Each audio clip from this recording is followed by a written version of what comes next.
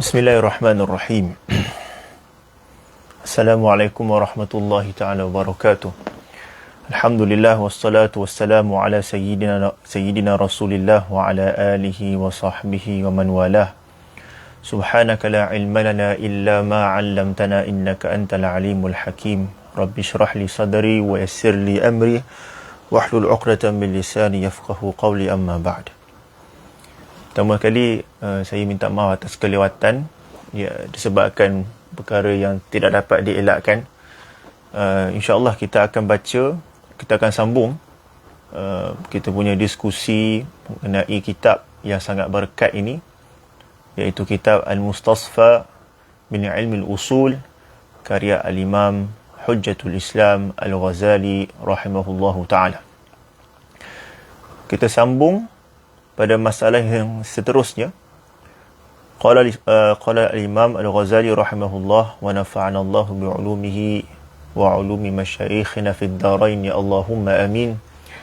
Mas'alatun idza 'arafta anna al-harama ضد الواجب لأنه المقتضى تركه والواجب هو المقتضى فعله فلا يخفى عليك أن الشيء الواحد يستحيل أن يكون واجبا حراما طاعة معصية، لكن ربما تخفى عليك حقيقة الواحد، فالواحد ينقسم إلى واحد بالنوع وإلى واحد بالعدد.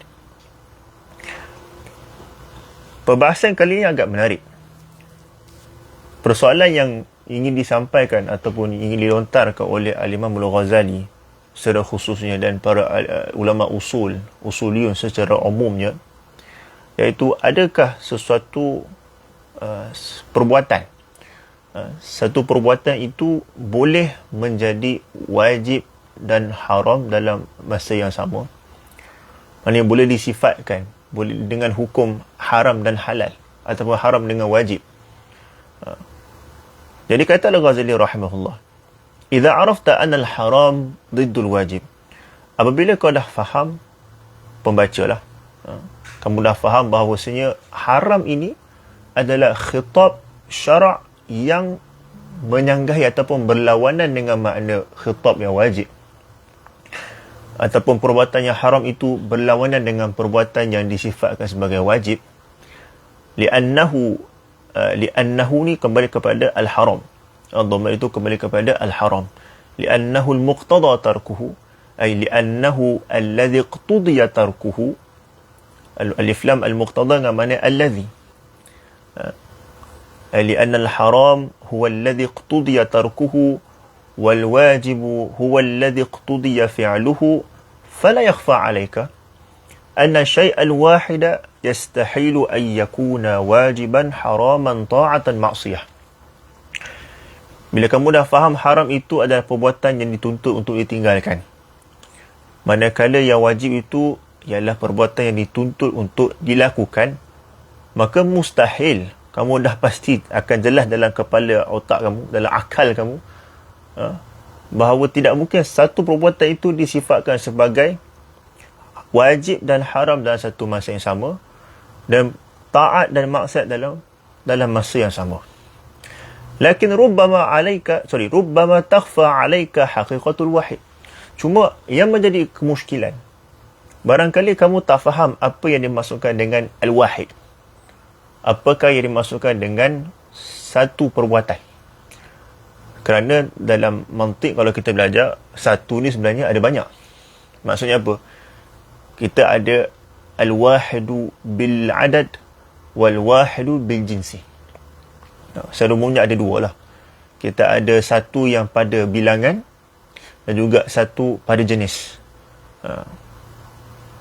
Kata Imam Ghazali rahimahullah, fal wahidu yanqasimu ila wahidin bin naw'i wa ila wahidin bil adad.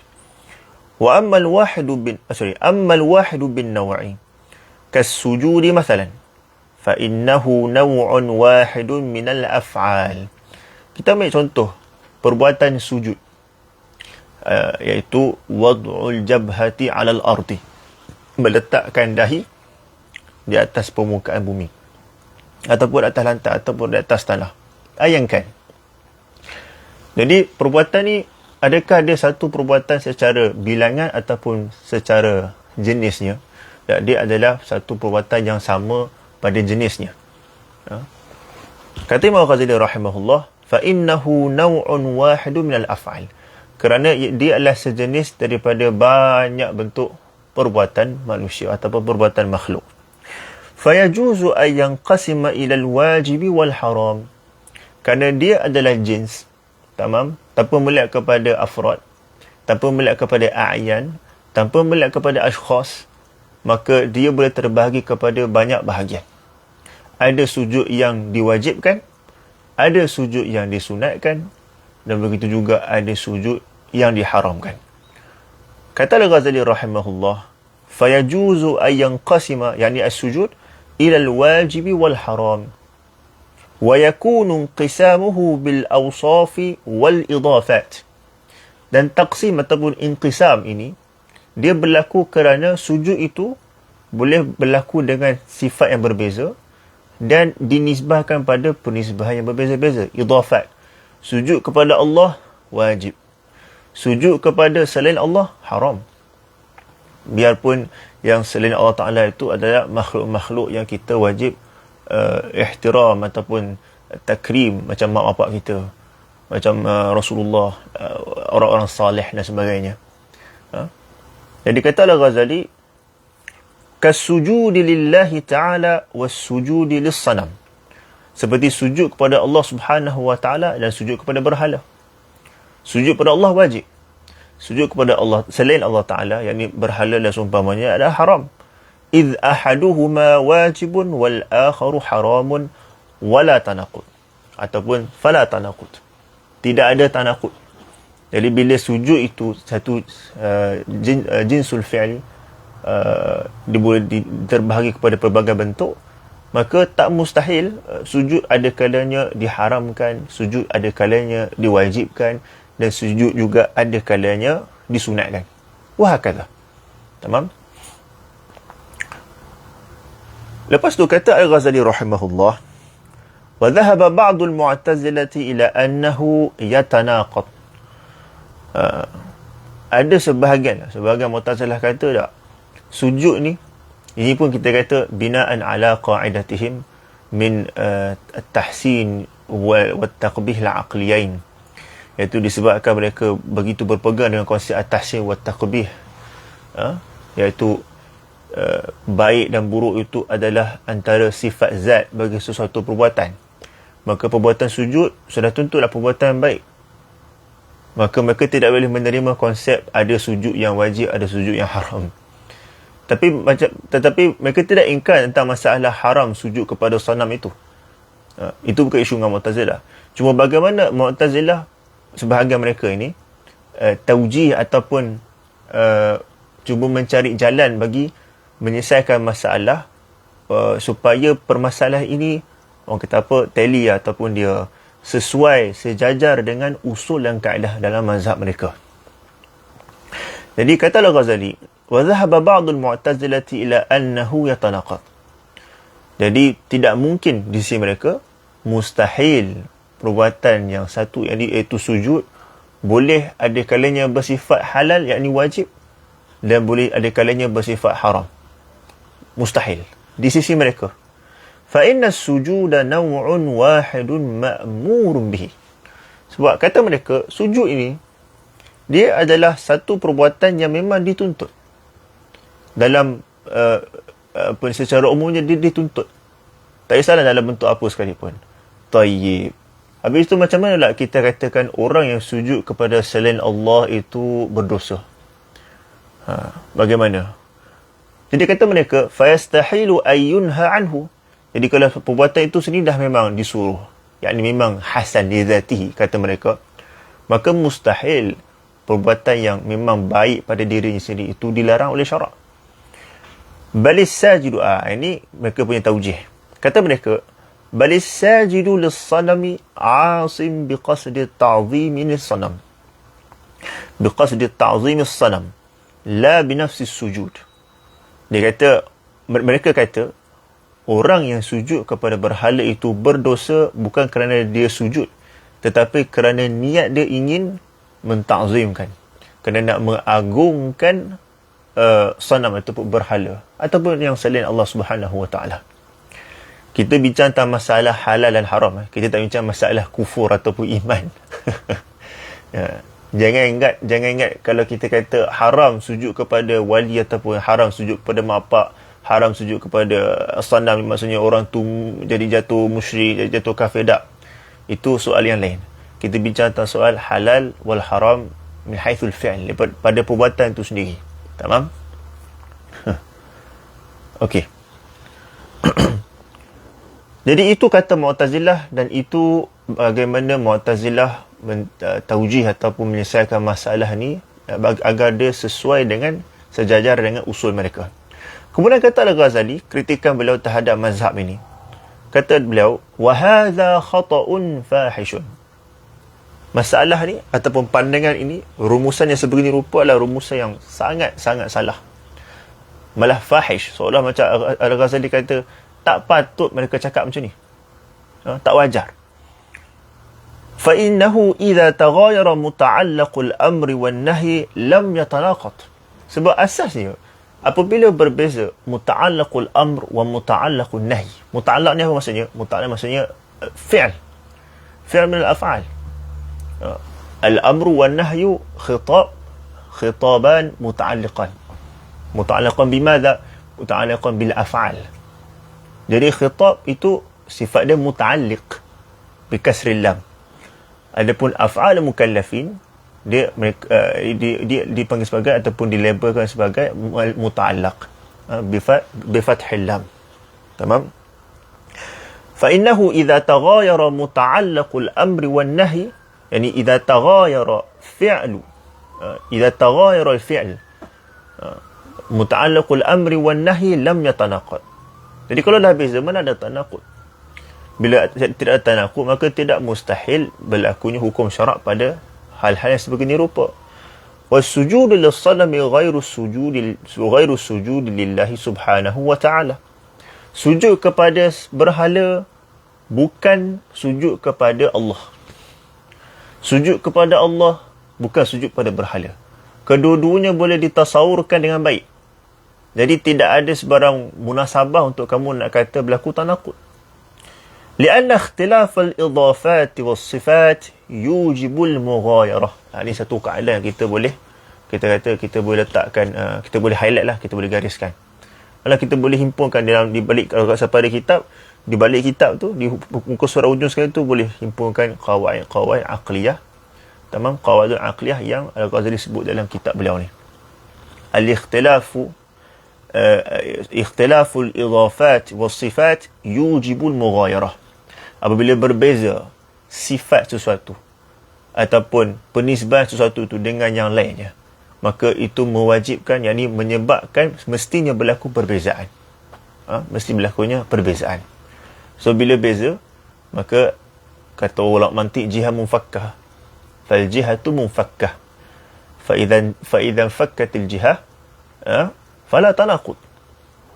Idza syai'u la yughayyiru nafsah. Sebab sesuatu itu dia tidak boleh berbeza dengan diri dia sendiri. Dia mesti berbeza dengan yang lain, bukan berbeza dengan dirinya sendiri. Wal mughayaratu taratan takunu bi ikhtilafin naw' wa taratan bi ikhtilafil wasf wa taratan bi ikhtilafil idafah. Dan perbezaan itu ada kalanya berlaku kerana beza pada jenis, ada kalanya berbeza dari sudut sifat, dan ada kalanya berbeza dari sudut penisbahan. Tamam? Saya rasa hal ini jelas dan kita tak perlu nak hurai lebih, sebab contoh yang dibagi pun adalah contoh yang jelas. Macam sujud tadi. Sujud tadi, elak memang seorang tu sujud meletakkan dahi dia di ke lantai. Perbuatan yang sama. Tetapi sujud ini dinisbahkan kepada Allah adalah hukum dia sebegini. Hukumnya wajib. Secara umumnya hukumnya wajib. Tapi kalau sujud itu diidafahkan ataupun sujud itu dinisbahkan kepada selain Allah, maka dia jadi haram. Nampak? Berbeza idafah, maka berbezalah ainu sujud itu ataupun sujud itu sendiri. Waqad qala Allah Ta'ala, la tasjudu lisyamsi wala lilqamari wasjudu lillah. Ini dalam surah Al-Fussilat ayat 37. Tengok. Contoh malah disokong oleh ayat Al-Quran lagi. Allah kata jangan sujud kepada matahari dan bulan, maknanya selain Allah, dan sujudlah kepada Allah semata-mata. Jelas. Takkanlah ayat Quran jelas mesti kamu nak kata tanakut. Tamam. Walaysal ma'muru bihi huwal manhiyu anhu. Bukanlah perkara yang disuruh itu itulah juga perkara yang dilarang. Ialah hal yang berbeza.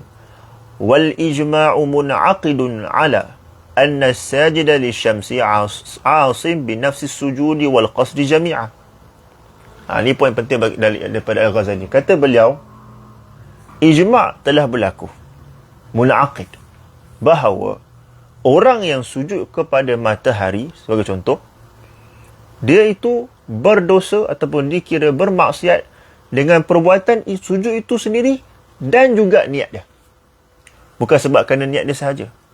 Lagipun kalau kita ikut follow matematik Mu'tazilah kan, kalau kita kata ikut prinsip ataupun rumusan yang mereka buat, iaitu orang yang sujud kepada sanam ini dia berdosa kerana niat dia, bukan kerana sujud dia.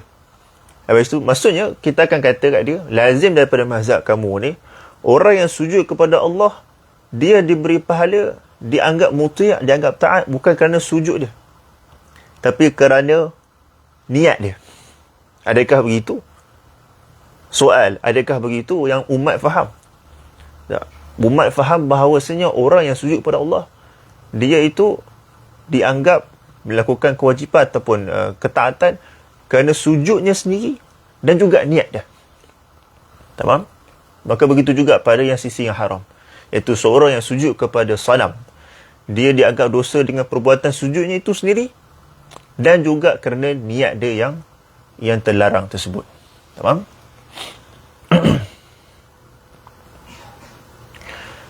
والإجماع منعقد على أن الساجد للشمس عاصم بنفس السجود والقصد جميعا. تمام. ثم قال رحمه الله فقولهم يعني المعتزلة إن السجود نوع واحد لا يغني مع انقسام هذا النوع إلى أقسام مختلفة المقاصد، إذ المقصود بهذا السجود تعظيم الصنم دون تعظيم الله تعالى، واختلاف وجوه الفعل كاختلاف النفس الفعل في حصول الغيرية الدافعة للتضاد. Ghazali ulang, dianggap macam, saya lihat macam ulang lah point dia. Kata beliau, apa yang mereka kata yang konon-konon yang sujud itu hanyalah satu jenis perbuatan yang satu, lalu kita tak boleh dianggap sebagai ada kalanya sujud itu wajib, ada kalanya sujud itu haram. Hadha al-kalam yani la yughni ma'a inqisami hadha an-naw' ila aqsam mukhtalifat al-maqasid. Apa yang mereka cakap ini, ianya tidak dapat menafikan yang bahawasanya sujud yang satu itu boleh terbahagi kepada banyak aqsam ataupun banyak jenis. Idzal maqsudu bihadha sujud, sebab orang yang sujud kepada berhala ni ta'zimus sanam duna ta'zimillah, niat dia adalah untuk mendewakan ataupun mengagungkan berhala, ini selain Allah, dan bukannya mengagungkan Allah Subhanahu wa taala. Wa ikhtilaful wujuhil fi'l ka ikhtilafin nafsil fi'l. Apabila perbuatan itu sudutnya berbeza, maka begitu juga seolah-olah dia adalah perbuatan berbeza. Alah, dia memang perbuatan berbeza pun sebenarnya, walaupun nama dia sujud, walaupun namanya sujud. Dan itu sudah cukup, kata Ghazali, kafin fi husulil ghairiyati dafi'ati lit-tadad. Itu sudah memadai bagi mengelak, untuk mengelak bagi daripada berlakunya at-tadad ataupun at-ta'arud ataupun at-tanaqud. Fa inna at-tadad innama yakunu bil idafati ila wahidin wala wahdata ma'al mughayarah. Sebab bila kita nak kata satu benda tu tanaqud, apabila dua qadiyah yang berbeza merujuk pada satu ain ataupun syakhs yang sama. Jadi apabila berbeza jihah, berbeza perbuatan, berbeza ain, berbeza objek, maka di mana yang dikatakan sebagai tanaqud? Tamam? Selesai masalah yang pertama. Saya ingat malam ni kita kena baca dua masalah, sebab masalah yang seterusnya ini adalah sambungan, ialah kesinambungan daripada masalah yang pertama tu. Dan untuk tu masa akan jadi lebih panjang lah, saya minta maaf lah. Okey, kita baca Mutawakkilina 'ala Allah. Kalau ada siapa ada soalan boleh letak di ruang komen, insyaAllah. Mungkin kalau saya tak jawab masalah pun, saya akan jawab selepas live nanti, insyaAllah. Qala rahimahullah, mas'alah. Ma dhakarnahu fil wahid bin naw' zahirun. Jadi apa yang kita dah sebut tentang masalah satu benda pada jenis, pada jenis. Al-wahid bin naw'. Saya tak pasti nak terjemah macam mana al-wahid bin naw' ni. Dulu saya dah terjemah dalam dalam mustasfa apa. Saya pernah terjemah mustasfa, tapi saya tak ingat macam mana saya terjemah perkataan ni, istilah ni.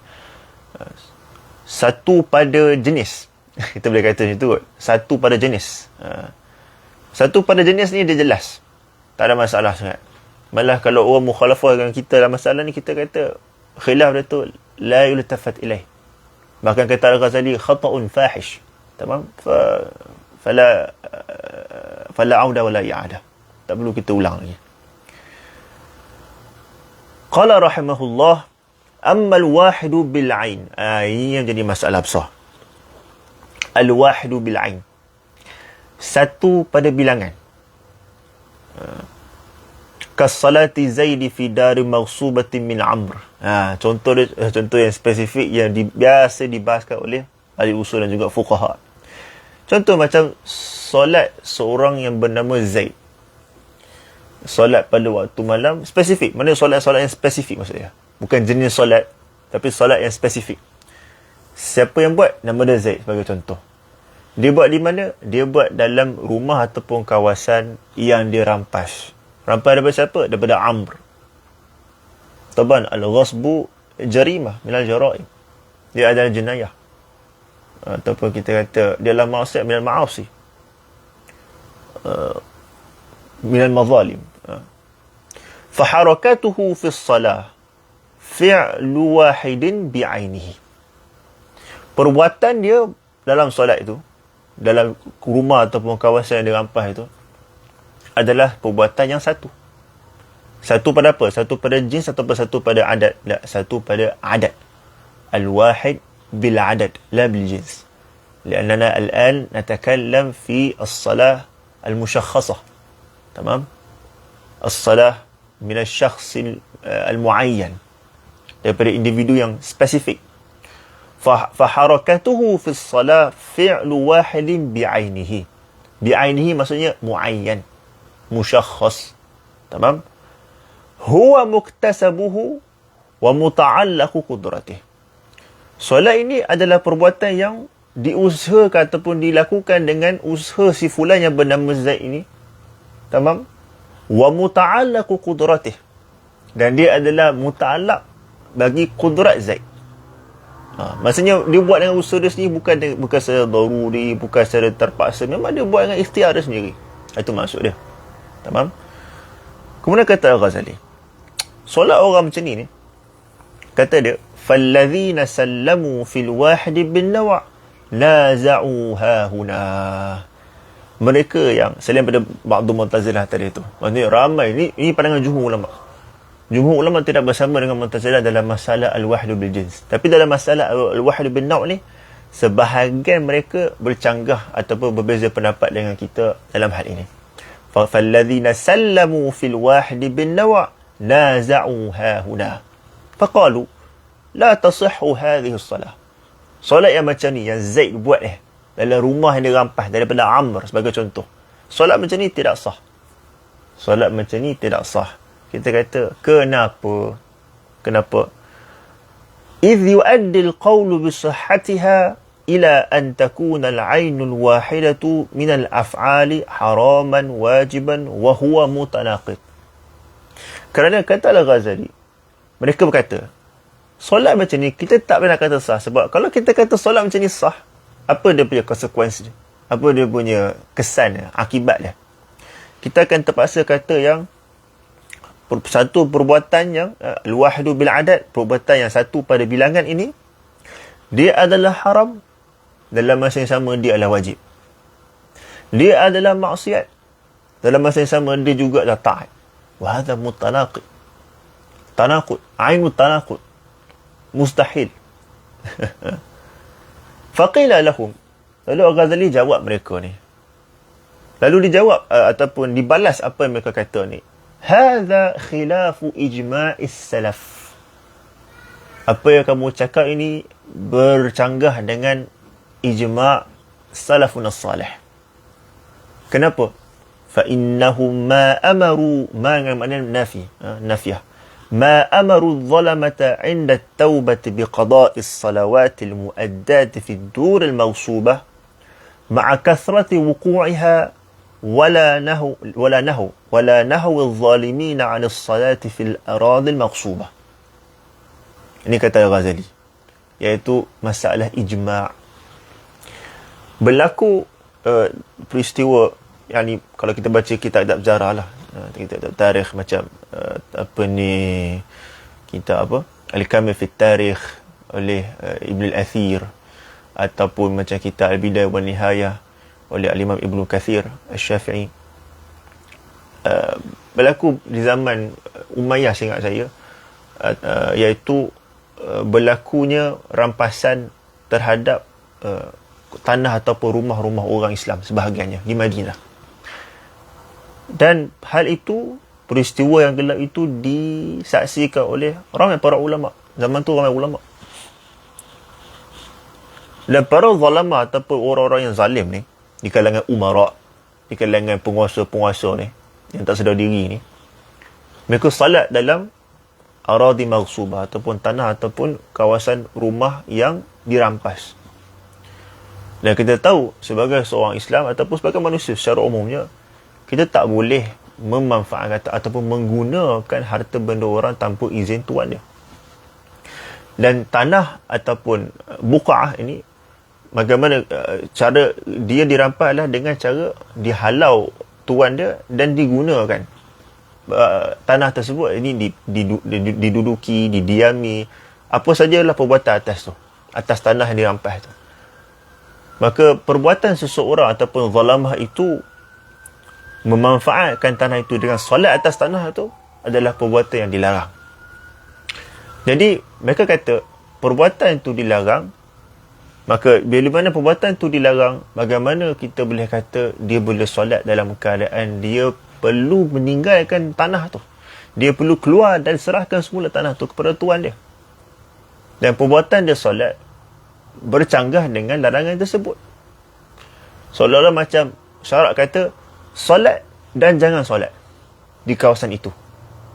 So kalau ada solat fardu sebagai contoh, seolah-olah macam syarak kata solatlah kamu akan solat zuhur, dirikanlah solat zuhur, dalam masa yang sama janganlah solat zuhur di situ.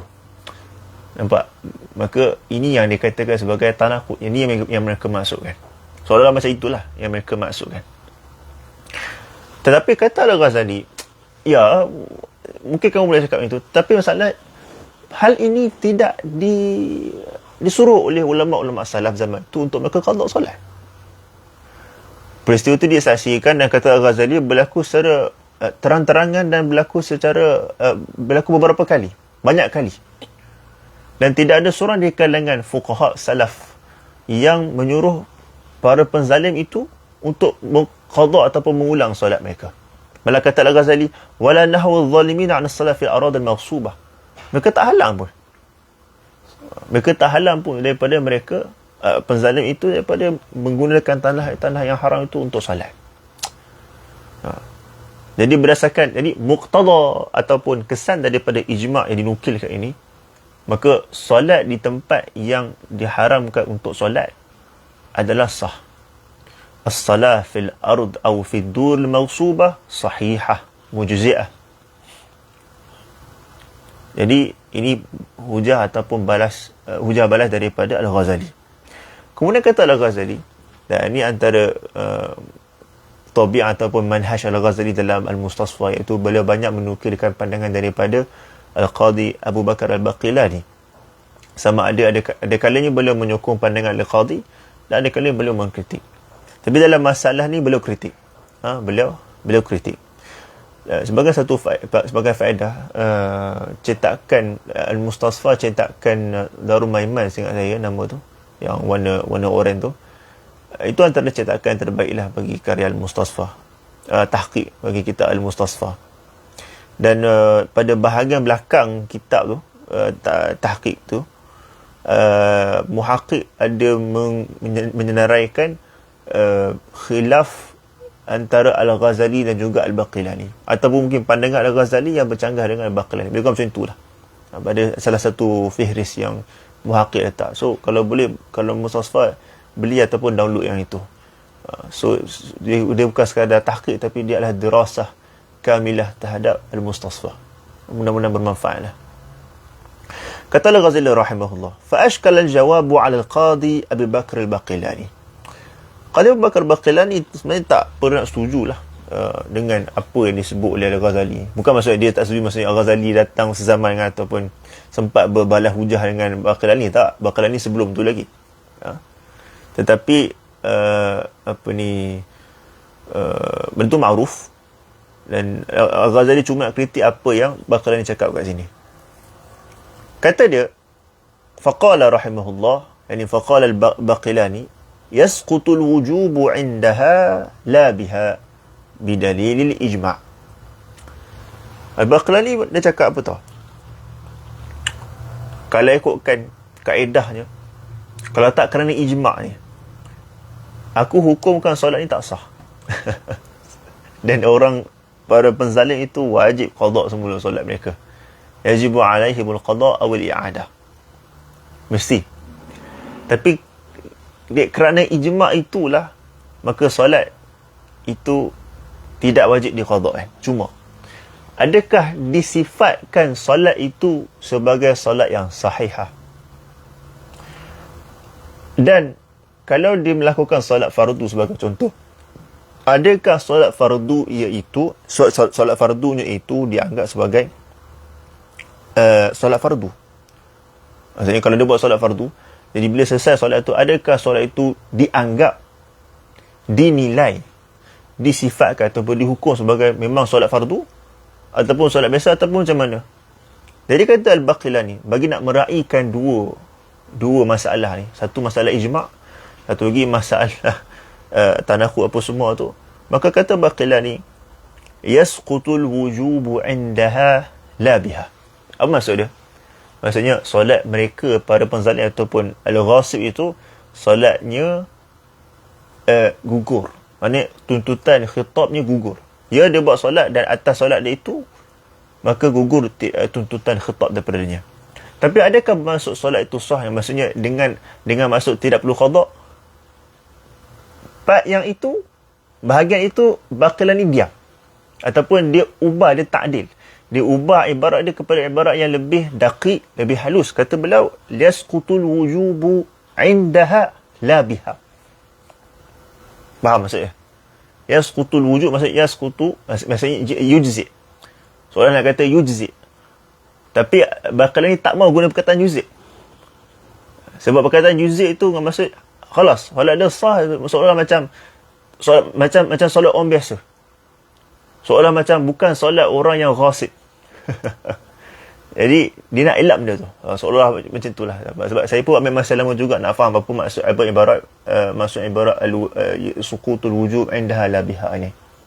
Tapi berdasarkan apa yang dirujuk daripada kitab-kitab macam Al-Bahrul Muhit oleh Zarkashi dan seumpamanya, itu yang dapat difahami daripada ibarat Al-Baqilani. Sebab ibarat Baqilani cukup masyhur sebenarnya dalam masalah ni. Yasqutul wujubu indaha la biha.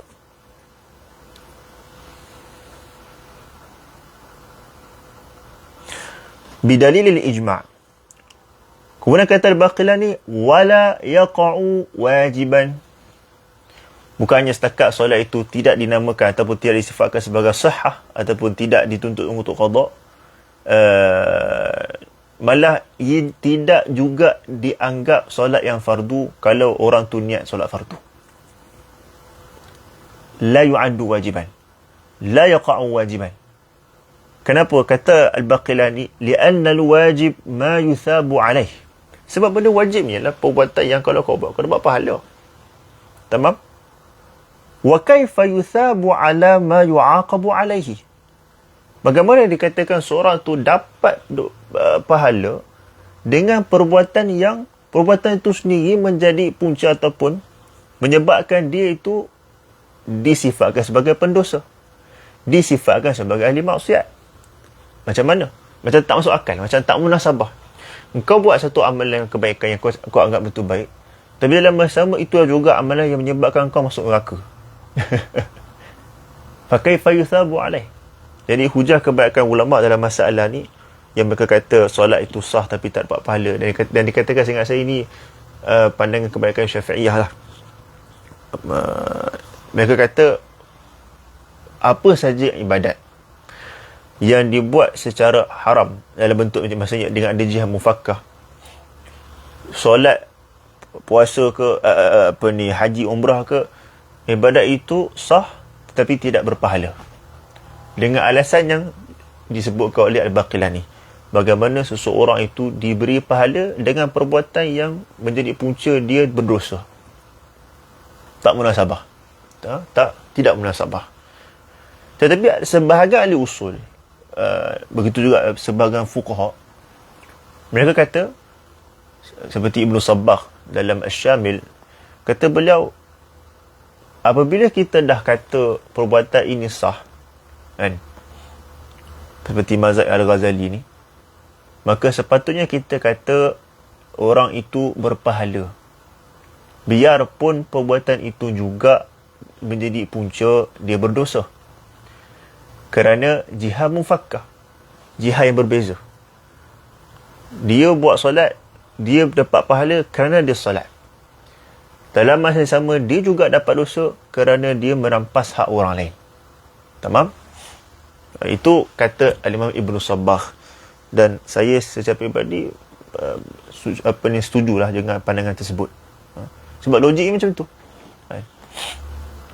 Mana secara kiasnya, begitulah dia punya rumusan. Kemudian kata Al-Ghazali, sambungan kot daripada kalam Al-Baqilani, wa kaifa yuthabu ala ma yu'aqabu alaih wa fi'luhu wahidun huwa kaunun fi daril maghsubah. Wa sujuduhu wa ruku'uhu akwanun ikhtiyariyatun huwa mu'aqabun alaiha wa manhiyun anha. وكل من غلب عليه الكلام قطع بهذا نظرا إلى اتحاد أكوانه في كل حالة من أحواله. Saya rasa nukilan Ghazali daripada Baqilani terhenti pada ibarat wa sujuduhu wa ruku'uhu akwanun ikhtiyariyatun huwa mu'aqabun 'alayha wa manhiyun 'anha. Saya rasa takat itu saja nukilan Ghazali daripada Baqilani. Adapun ibarat setelah itu wa kullu man ghalaba apa semua itu ulasan daripada Al-Ghazali sendiri. Ini apa yang saya faham daripada faqrah ni. Tamam? Dan untuk pengetahuan tuan-tuan dan puan-puan asatizah, setakat pematian saya lah, Al-Ghazali dalam Mustasfa ni, bila dia nukil daripada Baqilani, kebanyakan nukilan beliau adalah nukilan bil makna, nukilan secara makna, dengan ada apa redaksi lah kita kata, bukan nukilan harfan biharfin. Tamam? Kebanyakan macam tu. Jadi apa-apa pun kena rujuk balik kitab karya Al-Imam Al-Qadhi Abu Bakar Baqilani yang bertajuk ataupun yang berjudul At-Taqrib wal Irsyad. Cuma seingat saya At-Taqrib ni ada dua. Satu Al-Kabir, satu As-Saghir. Yang dalam Syamilah seingat saya As-Saghir, bukan yang Kabir. Kabir itu wallahu a'lam.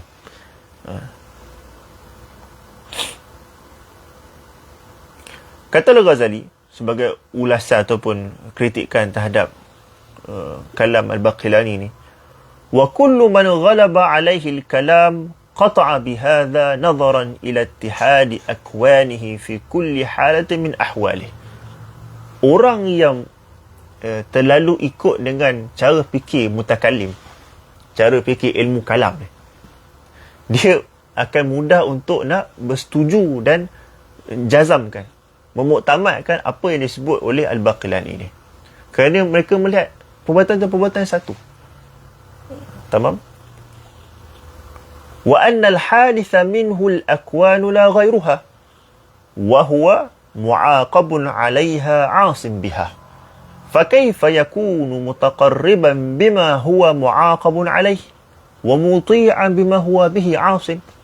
Bagaimana dikatakan seorang itu taqarrub, mendekatkan diri kepada Allah Subhanahu wa taala dengan perbuatan yang dia sendiri akan diazab, menjadi punca dia diazab, wa muti'a bima huwa bihi 'asim. Bagaimana dianggap dia melakukan ketaatan sedangkan perbuatan itu juga dia dianggap sebagai ahli maksiat. Itu yang menjadi kemusykilan dan itulah alasan mereka. Lalu kata Al-Ghazali rahimahullah, wa hadha ghairu mardiyyin 'indana. Ucapan ni kami tak berapa nak setuju sangat. Kami tak redha. Kata beliau, bal naqul al-fi'lu wa in kana wahidan fi nafsihi fa idza kana lahu wajhan mutaghayyiran yajuzu an yakuna matluban min ahad al-wajhain makruhan min al-wajh al-akhar. Kata dia, perbuatan tu walaupun satu, tetapi kerana bila ada iktibaran mukhtalifan, jihad tu jihad mufakkah, tak sama, maka kita boleh kata seseorang itu pada satu sudut perbuatan tu dituntut, pada satu sudut yang lain perbuatan tu dilarang. Makruh dengan mana haram. Makruh dengan mana haram. Wa innamal muhal, apa yang mustahil? Bila kita nak kata benda ni mustahil, kata beliau, wa innamal muhal ay yutlaba min al-wajhi alladhi yukrahu bi'ainih. Sudut yang dia itu disuruh dalam masa sama, sudut itu juga dia dilarang. Ini baru kita kata mustahil. Wa fi'luhu min haythu innahu salatun matlubun wa min haythu innahu ghasbun makruh, yani haram. Wal ghasbu ma'qulun duna salah. Maksudnya perbuatan ghasab, dia merampas tanah, menggunakan tanah itu tanpa hak tuannya. Ma'qulun duna salah, maksudnya mutasawwarun ataupun mutasawwirun fil aqli atau fil wahmi duna tasawwurihi lis-salah. Benda itu perlu difahami dalam akal tanpa perlu dia faham makna salat. Makna ghasab, makna merampas, boleh dihadirkan dalam akal tanpa perlu dihadirkan makna salat dalam akal. Begitu mudah. Was-salatu ma'qulatun duna al-ghasbi. Kadzalik, sama juga. Wa qad ijtama'a al-wajhani fi fi'lin wahid. Cuma dua sudut ni berhimpun pada satu perbuatan yang sama. Wa muta'allaqul amri wan nahyi al-wajhan al-mutaghayyiran. Wa kadzalika yu'qalu min as-sayyid ay yaqula li'abdihi salli al-yawma 1000 rak'atin wa khit hadha ath-thawba wa la tadkhul hadhihi ad-dar. Misal kata, contoh, seorang dia suruh hamba dia untuk dengan berkata apa dia? Tadi saya terskip.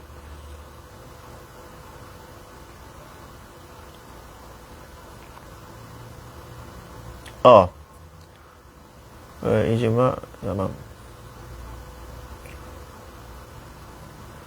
Misal kata seseorang tu disuruh hamba dia, sallil yawma 1000 rak'atin.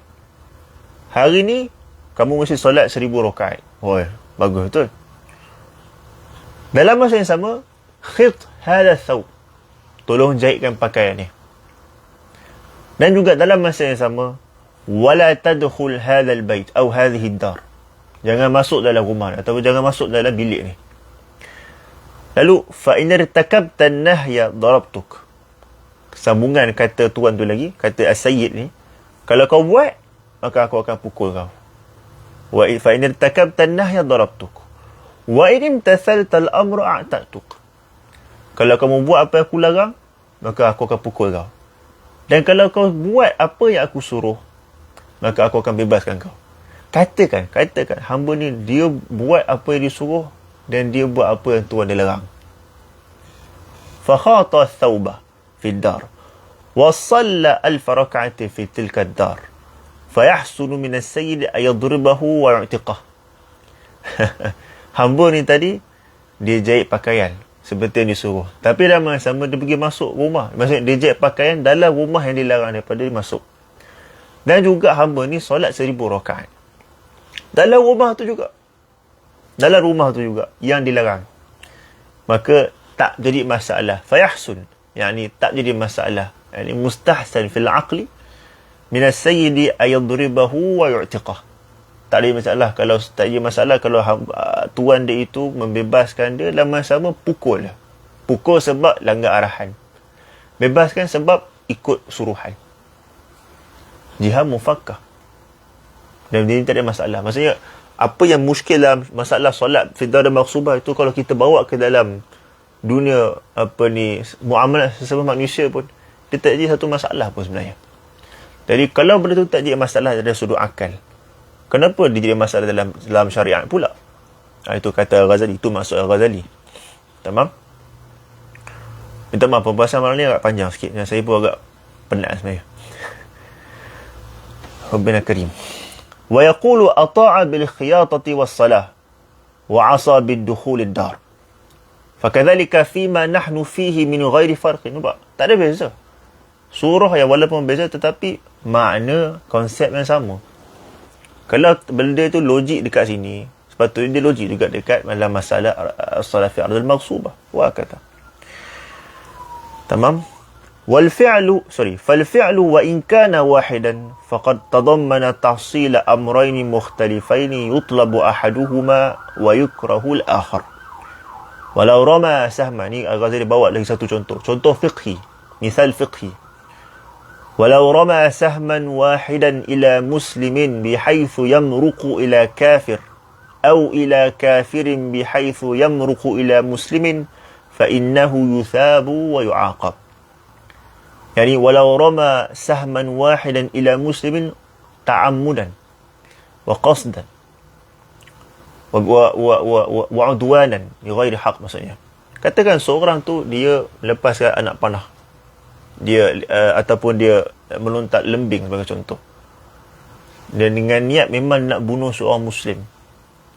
Katakan busur pula anak panah ataupun lembing itu tertusuk ke dalam kawan yang muslim tu, dan kemudian tembus kena dekat kawan yang kafir yang belakang tu, yang sebenarnya dia adalah musuh, yang memang dituntut untuk dibunuh pun sebenarnya. Ataupun sebaliknya, dia nak bunuh kawan yang muslim tu dengan dia pergi tusuk melalui badan orang kafir, lalu terkena kawan yang muslim. Bukan terkena, memang ada niat pun. Memang ada niat pun. Kita kena takdirkan sikit dekat contoh ni, rama amdan wa qasdan. Lalu orang yang macam ni, apa hukum dia? Kata Al-Ghazali, fa innahu yuthabu wa yu'aqab. Orang macam ni diberi pahala dan dalam masa yang sama juga diberikan dosa, ataupun diberikan dosa. Yuthabu wa yu'aqab. Wa yamliku salam al kafir. Dalam masa yang sama juga dia dapat salam orang kafir tu. Taban, masalah salam ni khilaf fuqaha, dan inda Syafi'iyah salam tidak perlukan izin pemerintah. Tamam? Wa yuqtalu bil muslim. Dalam masa yang sama juga orang tadi itu dikenakan hukuman qisas kerana dia membunuh seorang muslim. Litadammuni fi'lihi al-wahid amrayn mukhtalifain. Nampak? Kalau dalam fiqhiyat pun kita boleh terima dalam masalah ini. Kenapa dalam masalah solat fi ardil maghsubah kita tak boleh terima? Begitulah. Kemudian kata Al-Ghazali, fa in qila ارتكاب المنهي عنه إذا أخل بشرط العبادة أفسدها بالاتفاق، ونية التقرب بالصلاة شرط، والتقرب بالمعصية محال، فكيف ينوي التقرب؟ Okey. Ada satu kemusykilan yang daripada pihak lawan yang Al-Ghazali nukilkan di sini. Katanya, irtikabul manhi anhu, seseorang yang melakukan perbuatan yang dilarang. Idza akhalla bi syartil ibadah, kalau dia tidak memenuhi salah satu syarat untuk beribadah kepada Allah Azza wa Jalla, afsadaha bil ittifaq, sudah tentu dia akan dianggap ibadah tidak sah. Sudah tentu akan dinilai bahawa ibadah tidak sah secara sepakat. Betul? Betul. Wa niyatu taqarrub bis salah syartun. Bukankah niat bertaqarrub, yakni niat mendekatkan diri kepada Allah Azza wa Jalla itu dalam solat adalah salah satu syarat dalam solat. Wa taqarrubu bil ma'siyati muhal. Dan mustahil nak mendekatkan diri kepada Allah dengan maksiat. Orang maksiat ni dia nak jauh diri daripada Allah Ta'ala. Nama pun maksiat. Tapi orang ni nak mendekatkan diri kepada Allah Ta'ala. So macam mana dia nak bertaqarrub, mendekatkan diri, dalam yang sama dia menjauhkan diri. Ini muhal. muhal. Fakaifa yanwi taqarrub? So macam mana dia nak niat taqarrub? So ini antara hujah ataupun kita kata kritikan balas daripada pihak lawan terhadap mazhab yang dipegang oleh Al-Ghazali. Lalu Al-Ghazali rahimahullah membawakan 3 jawapan bagi hujah ini, dan beliau mentarjihkan salah satu, iaitu hujah yang kedua. Mudah-mudahan kita boleh habiskan lah kot, insyaAllah. Sebab saya tak berniat untuk berhenti pada salah satunya. Sebab kalau kita berhenti, kemudian nak sambung pada next pertemuan, nanti dah lupa, dah tak ingat dah. Dah kena ulang balik. Itu problemnya. InsyaAllah kita cuba usaha. Kita usaha untuk habiskan. Allah Akbar. فالجواب من أوجه. الأول أن الإجماع إذا انعقد على صحة هذه الصلاة فيعلم به بالضرورة أن النية التقرب ليس بشرط. Ini jawapan pertama, bahagian pertama. Kata dia, bila ijma' dah berlaku yang solat ni sah, tak perlu ulang. Maksudnya, boleh je berlaku niat taqarrub dalam keadaan buat maksiat. Tak muhal pun. Kamu jangan cakap benda tu muhal, benda tu mustahil. Benda tak mustahil pun. Bukti dia, ijma' lah. Tamam? Malah, kalau tak ada ijma' pun, kita boleh tasawur pun tu secara melalui akal kita sendiri. Tamam? Itu ihtimal pertama. Ihtimal kedua, kata Ghazali, Au niyat at-taqarrub bihadhihi as-salah mumkinah. Saya silap. Anna niyat at-taqarrub laysa bi syartin. Melalui ijma', bahagian pertama, ihtimal pertama, bahawa niat taqarrub ini bukan syarat. Bukan syarat sah solat secara khususnya. Dan bukan syarat sah ibadat secara umumnya. Itu ihtimal pertama. Melalui ijma' ni juga, datang ihtimal yang kedua, iaitu niat taqarrub melalui perbuatan maksiat adalah satu benda yang tak mustahil. So, sama ada kita berpegang dengan ihtimal yang pertama ataupun berpegang dengan ihtimal yang kedua, tak jadi masalah, sebab dalil ijma' menatijahkan dua ihtimal tersebut. Lalu, apa yang kamu kata mustahil, apa yang kamu kata syarat, dia bukan satu masalah besar untuk kami. Macam itulah, macam tu nak kata. Kemudian kata Al-Imam Al-Ghazali, sambungan beliau, wa qala Abu Hashim Al-Jubba'i, begitu juga Abu Ali. Saya rujuk dalam Al-Bahrul Muhit. Abu Hashim dan juga Abu Ali Al-Jubba'i, kedua-duanya berpegang dengan pandangan yang sama, iaitu solat macam ni tak sah. Wa Abu Hashim Al-Jubba'i wa man khalafa fi sihhati as-salah masbuqun bi ijma'il ummah ala tarki at-taklif adh-dhalamati qada' as-salawat. Orang macam Abu Hashim, Abu Ali dalam Bahrul Muhit juga mengatakan ni pandangan sebagai Ahnaf, juga pandangan Zahiriyah. Tamam? Mereka kata mereka semua ni didahului ataupun kalau mereka tidak patut diambil iktibar kerana sudah ada ijma' yang mendahului mereka. Sudah ada ijma' yang mendahului mereka. Iaitu umat ataupun fuqaha zaman tu tak suruh pun mereka yang zalim ini untuk qada solat. Ma'a kathratiha, dalam keadaan ghasbud dar ataupun solat di tempat yang dirampas ini banyak berlaku zaman tu. Tapi ini dakwaan Al-Ghazali lah sebenarnya.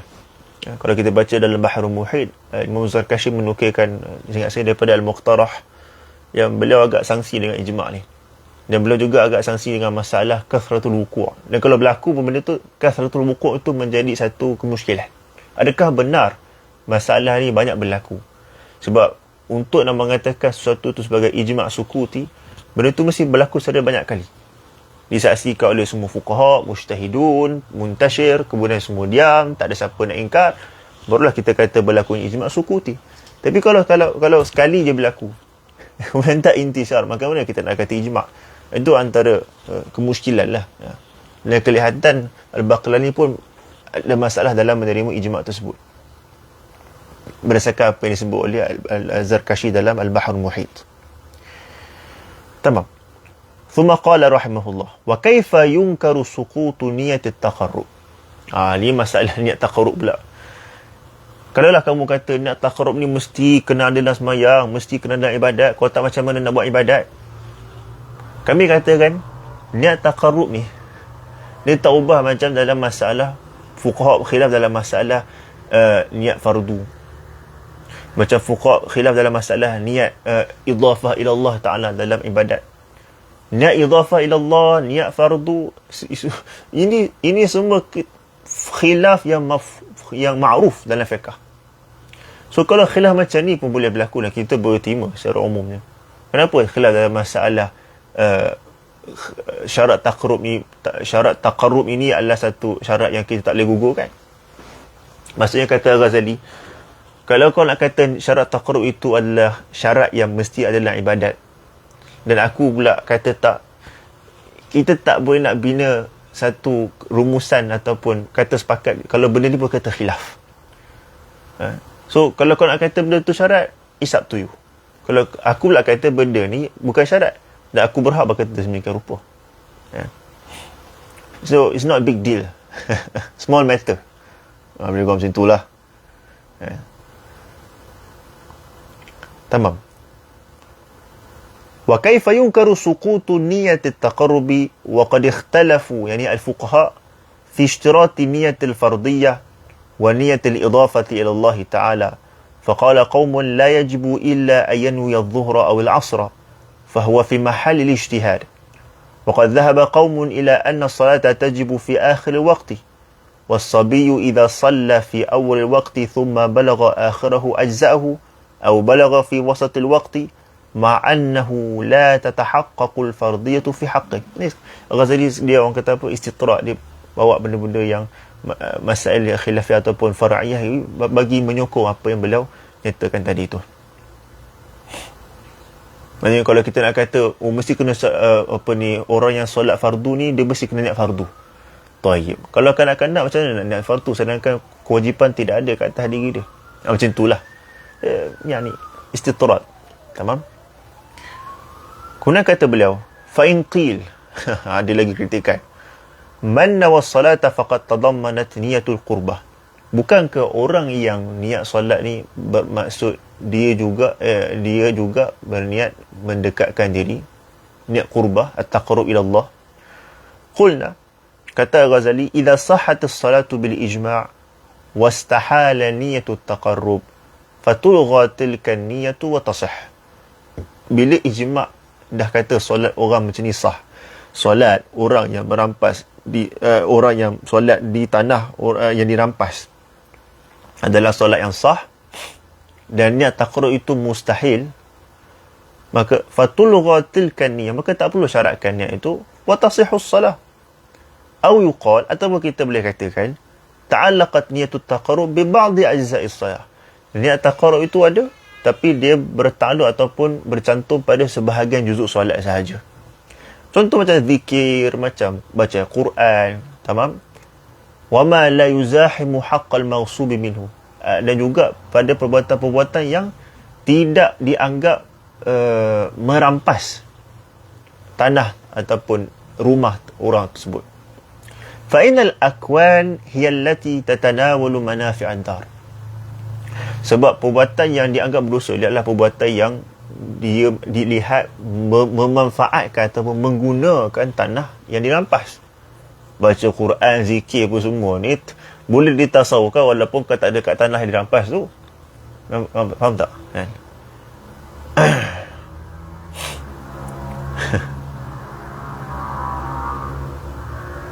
Thumma kaifa yastaqim. Ini satu lagi kritikan Ghazali terhadap Mu'tazilah. Mu'tazilah kata solat orang macam ni tak sah. Kami nak tanyalah, kaifa yastaqim min al-Mu'tazilah hadha wa indahum la ya'lamu al-ma'muru kaunahu ma'muran wala kauna al-ibadati wajibatan qabla al-faragh min al-imtithal kama sayati. Maksudnya apa Ghazali nak cakap, Mu'tazilah kalau berpegang pandangan macam ni, dia tak tally dengan mazhab diorang sendiri. Maksudnya tidak ada istiqamah, tidak ada apa orang kata, tidak konsisten dalam berhujah ataupun dalam berpendirian. Kamu kata solat orang macam ni tak sah. Bukankah mazhab kamu kata orang yang masih lagi dalam perbuatan solat, dia tak tahu pun sebenarnya dia ni masih lagi solat tu diwajibkan ke atas dia ataupun tidak. Sebab selagi mana dia barangkali dia mati dalam solat. Yang saya faham macam itulah daripada ibarat beliau. Sebab saya tak sempat nak rujuk macam-macam kitab, jadi orang ni pun sibuk. Jadi seorang nak kata, kamu wahai Mu'tazilah, kamu tak patut nak kata solat orang macam ni tak sah. Sebab orang tu tak tahu lagi pun solat tu wajib ke atas dia ataupun tidak. Wa kaifa yastaqimu minal mu'tazilati hadha wa indahum la ya'lamul ma'mur kaunahu ma'muran. Seseorang mukallaf, selagi mana dia tak selesai melakukan solat, dia tak tahu pun sebenarnya dia tu disuruh untuk solat ataupun tidak.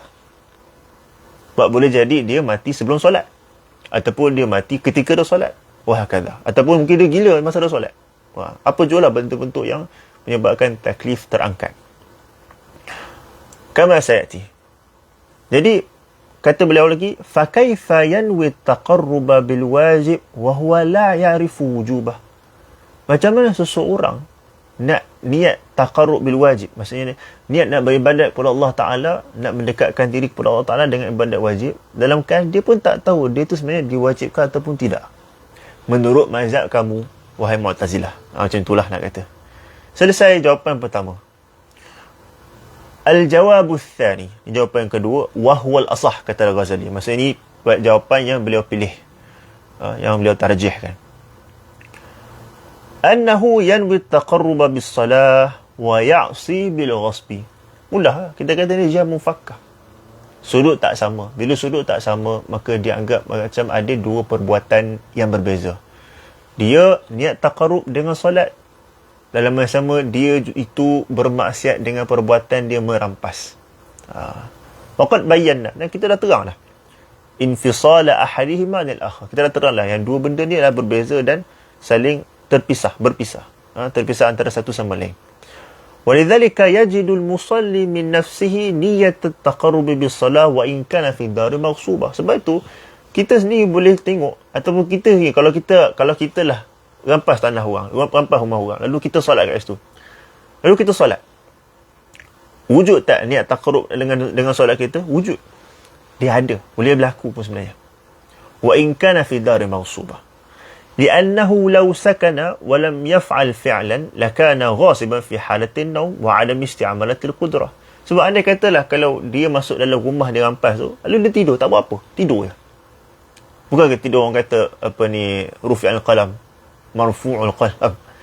Tapi dalam masa sama, walaupun dia tidur, dia masih lagi berdosa sebab dia rampas tanah orang dan dia tak lari, dia tak tinggalkan ataupun dia tak pulangkan kepada tuan dia. Wa innama yataqarrabu bi af'alihi wa laysa tilka al-af'alu syaratan li kaunihi ghasiban. Dan seseorang tu tidaklah perlu disyaratkan untuk nak kata dia merampas, iaitu dia kena melakukan sesuatu perbuatan dalam rumah tu. Maksudnya seorang tu takkan kita nak kata dia kena solat baru kita kata dia merampas. Tak. Kalau dia tak solat pun dia kira merampas juga. Sama je. So kita nampak situ berlakunya jihad, ifikakul jihad. Fa in qila, kalaulah mereka kata huwa fi halatil qu'ud wal qiyam ghasibun bi fi'lihi, ketika mana dia berdiri dan dia duduk, ataupun duduk dan berdiri, dia dianggap sebagai perampas. Wala fi'la lahu illa qiyamuhu wa qu'uduhu wa huwa mutaqarribun bi fi'lihi. Fakaifa yakunu mutaqarriban bi'aini ma huwa 'asim bi. Nak ulang-ulang balik poin yang sama. Mereka kata, kita kata perbuatan dia berdiri dan duduk itu pun dah kira satu perbuatan menggunakan tanah orang secara haram. Dan dalam solat ada qiyam, ada qu'ud. Dalam solat ada bangun, ada duduk, ada sujud, ada rukuk, banyak lagi perbuatan. Jadi bagaimana dia mendekatkan diri dengan Allah Ta'ala dengan perbuatan yang menjadi sebab dia jadi ahli maksiat, ataupun menjadi sebab dia dikira sebagai asin, ahli maksiat.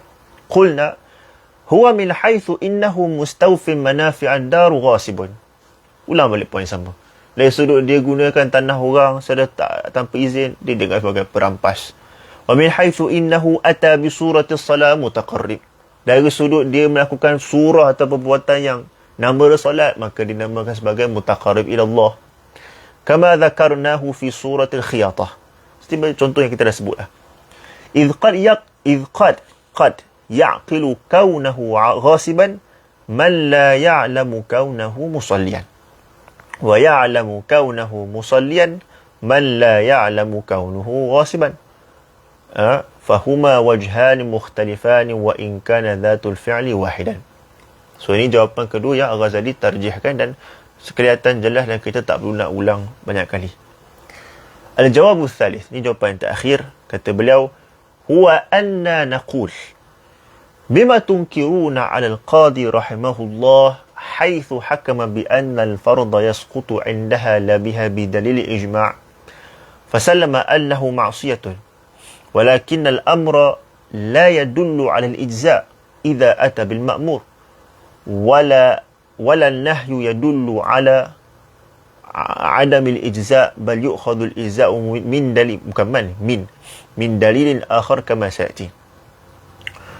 Kata beliau, kenapa kamu nak ingkar apa yang disebutkan oleh Qadi Abu Bakar Baqillani, iaitu haitsu hakama bi anna al-fardha yasqutu 'indaha la biha bidalil ijma'.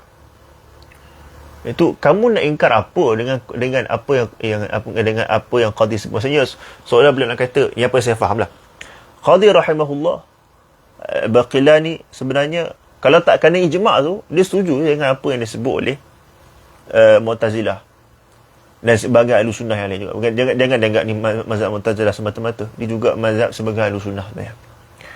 So okey, sekarang ni kita nak letak Al-Qadi sebelah dan mazhab Mu'tazilah ni sebelah.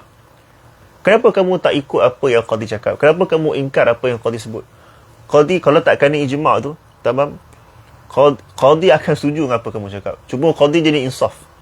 Kerana ijma' tu, dia ra'aikan ijma'. Tetapi beliau kata apa? Yasqutul fardu indaha la biha. Orang tu buat solat fardu di kawasan dirampas dan dia tak perlu qada. Cuma kita tak sifatkan solat tu sebagai solat yang sahih. Cuma kita kata kewajipan ataupun tuntutan tu gugur. Tetapi bukan maknanya gugur secara mutlak. Sebab melakukan perbuatan yang memenuhi syarat-syarat dan rukunnya, ibadat yang memenuhi syarat dan rukunnya, itu tak bermakna kamu tak perlu qada. Tak lazim ibadat yang sah tak perlu qada. Ini antara kaedah yang penting untuk kita ingat. Tidak lazim ibadat yang sah bererti tak perlu qada. Kadang-kadang ataupun boleh jadi kena qada. Boleh jadi kena qada. Dan itu saya dah disebut oleh Al-Ghazali sebelum ni. Fasallama annahu ma'siyah. Qadi terima benda tu maksiat. Walakin al-amra la yadullu 'ala al-ijza'. Nampak? Suruh dan dia buat apa dia suruh tak bererti perbuatan itu mujzi' ataupun sahih ataupun la qada'a fi. Tak semestinya.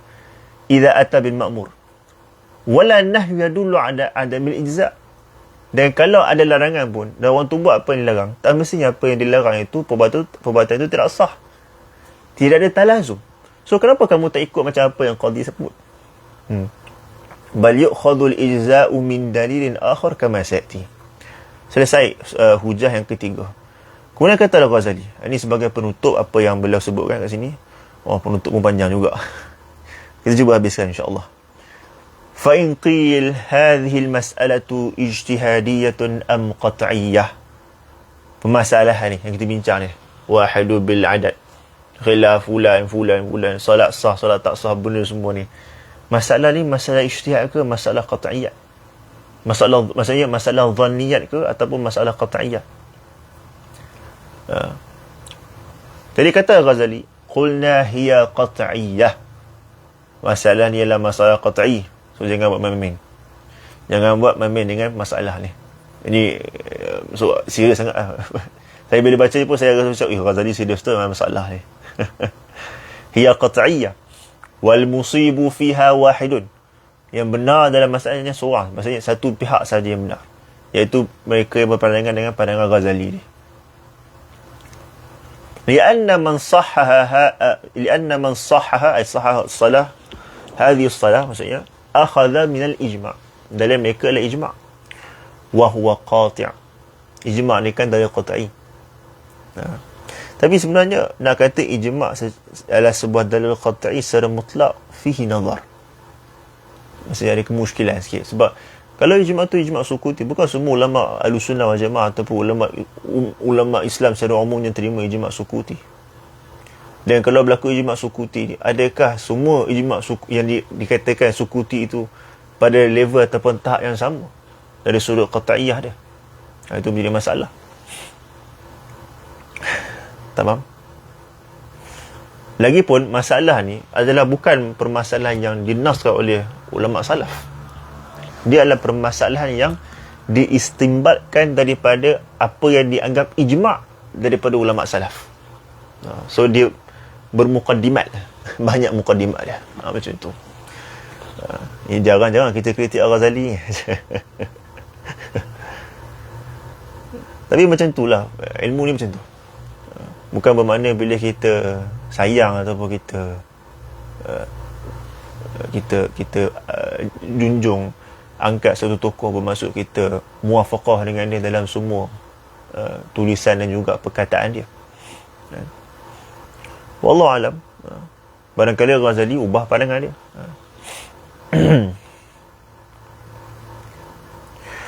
Kata Al-Ghazali rahimahullah, qulna hiya qat'iyyatun wal musibu fiha wahidun lianna man sahhaha akhadha min al-ijma' wa huwa qati'. ومن أبطل أخذ من التضاد الذي بين القربة والمعصية ويدعي كون ذلك محالا بدليل العقل فالمسألة قطعية. Saya fikir ibarat beliau jelas, kita tak perlu nak hurai panjang. فإن قيل, kalaulah dikatakan juga, idda'aitumul ijma' fi hadhil mas'alah, kamu dakwa ni ijma'. Tengok dia kata apa. وقد ذهب أحمد بن حنبل إلى بطلان هذه الصلاة. Bukan ke Imam Ahmad, Al-Imam Al-Mubajjal, Imam Ahlus Sunnah wal Jamaah, Nasrus Sunnah, dia kata salat ni tak sah. Ijma' apa kalau Imam Ahmad kata benda tak sah? Dia kata macam tu lah. Wa butlani kulli aqdin manhiyan anhu. Malah kata Imam Ahmad, semua muamalat yang dilarang, semua ni tak sah berlaku. Semua ni. Maksudnya semua muamalat yang dibuat pada ketika mana ada mulabasat yang dilarang. Contoh, hatta al-bay'a fi waqtin nida' yawm al-jum'ah. Jual beli berurusan muamalat secara umumnya ataupun jual beli secara khususnya ketika mana azan Jumaat. Dalam masalah ni, Imam Ahmad kata semua ni dikayatkan bahawa Imam Ahmad kata semua ni adalah muamalat ataupun akad yang batil, tidak sah. Fakaifa tahtajuna alaihi bil ijma'? Kamu dakwa ijma', sedangkan kalau Imam Ahmad menunjukkan benda tak ada ijma', so kamu dakwa dalam keadaan kamu tidak ada dalil. Lagipun susah sebenarnya nak dakwa satu benda ni ijma' sebenarnya. Qulna al-ijma' hujjatun alaih, kata Ghazali. Ijma' hujjah, menjadi hujjah ke atas Imam Ahmad itu sendiri. Tu dia. إذ علمنا أن الظلمة لم يؤمر بقضاء الصلوات مع كثرة وقوعها. Sebab masalah ijma' ni dah berlaku sebelum Imam Ahmad tu ada lagi. Sebelum Imam Salaf tu ada lagi, ijma' ni dah ada lah. So kamu nak engkar bawa apa? Itu Imam Ahmad lah. Tak peduli, yang penting ijma' dah ada. Ma'a annahum law umiru bihi lan tashar. Kalau betul lah mereka disuruh untuk qada, surat itu ataupun fatwa itu akan tersebar. Wa idza ankara hadha fayalzamuhu ma huwa azharu minhu wa huwa alla tahillu imra'atun tazawwajaha man fi dhimmatihi daniqun zalama bih wa la yasihhu bay'uhu wa la salatuhu wa la tasarrufatuhu wa annahu la yahsulu at-tahlilu bi bat'in man hadhihi haluhu li'annahu 'asa bi tarki radd al-mazlamah ولم يتركه إلا بتزويجه وبيعه وصلاته وتصرفاته ويؤدي إلى تحريم أكثر النساء وفوات أكثر الأملاك وهو خرق للإجماع قطعا وذلك لا سبيل إليه. Malah kata Ghazali, yang lebih teruk daripada itu lagi adalah kalau kita ikut ataupun muqtada, kesan daripada apa kalam Imam Ahmad ni, kata beliau lah, jangan lepas ni barang kat saya pula. Sebab nama Imam Ahmad ni satu nama yang sangat dijunjung, sensitif, so jangan ambil serius sangat. Kita anggap benda ni apa yang Ghazali sebut, kalau nak terima, tak mau terima, sudah. Kata Ghazali, yang lebih teruk daripada tu lagi, kalau kita follow kalam Imam Ahmad ni, adalah dia akan menyebabkan apa? La tahillu imra'atun tazawwajaha man fi zimmatihi daniqun zalama bih. Siapa-siapa saja yang ada mazlamah, yang ada hutang, yang ada buat zalim terhadap orang, misal kata dia rampas, dia curi daripada seorang tu harta satu danik. Danik ni berapa berat? Lebih kurang 1/6 dirham. Bukan dinar, 1/6 dirham. Sikit ciput lah.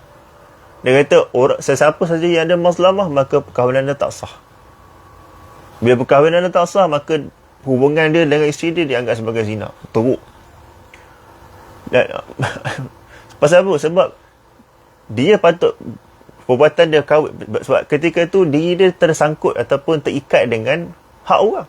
Dia patutnya gunakan seluruh tubuh badan dia untuk tunaikan ataupun pulangkan semula mazlamah, memulakan semula hak orang lain. Tapi dia pergi kahwin. Bukan ke perbuatan macam ni, situasi ini sama dengan masalah situasi solat dalam rumah yang dirampas. Sama. Iaitu perbuatan dia terikat dengan ada mulabasat yang lain yang haram dia buat. Yang haram untuk dia, maksudnya ada mazlamah yang dia buat. Wala yasihhu bai'uhu wala salatuhu wala tasarrufatuhu. Salat dia tak sah, jual beli dia tak sah, apa semua tak sah. Semua tasarrufat, taukil, rahan, ijarah, semua tak sah. Wa annahu la yahsulu tahlu bi wat'i man hadhi halu. Malah lebih teruk lagi, dia tak boleh nak ada hubungan yang halal dengan, atau istimta' yang halal dengan, disebabkan perbuatan dia itu. Li'annahu asa bi tarki raddi mazlamah. Nampak? Asalnya mudah je. Perkahwinan kau tak sah, jual beli kau tak sah, segala muamalah kau tak sah, sebab engkau meninggalkan tindakan memulangkan hak orang yang kau zalimi. Macam tu je. Walam yatrukhu illa bitazwijihi wa bai'i wa salih. Sebab, dan dia tidak meninggalkan perbuatan yang wajib dibuat, itu raddu mazlamah, melainkan perbuatan dia solat, dia puasa, dia kahwin, dia segala tasarrufat dia.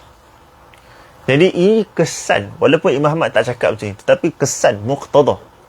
Kesan ni maksudnya dalil akal. Dalil akal menunjukkan benda ni batil. Wa ma yuaddi ila al-batil fa huwa al-batil. Kaedah aqliyah, mantiqiyah. Dan semua ni akan menyebabkan apa? Kharqun lil ijma' qat'an wa dhalika la sabila ilaih. Bila benda ni boleh melanggar ijma' dan membawa kepada mafsadah ahkam yang fahishah macam ni, kita kata dah, kita tak boleh terima kalam Imam Ahmad dan orang yang seumpama dengannya. Jadi saya ingat saya setakat itulah untuk malam ini. Walaupun panjang, minta maaf berlaku kelewatan, dan minta maaf juga sebab malam ni perbahasan agak panjang dan agak berat. Tetapi itulah nature ataupun tabiat ilmu usul yang sepatutnya dialamilah oleh semua orang nak belajar ilmu ni. Mudah-mudahan segala amalan kita diterima oleh Allah Subhanahu wa taala. Dan saya minta maaf kalau ada berlaku salah silap dalam menghuraikan kalam Imam Ghazali, dan mungkin asatizah yang menonton lebih arif, dan saya terbukalah untuk menerima sebarang teguran dan juga cadangan penambahbaikan.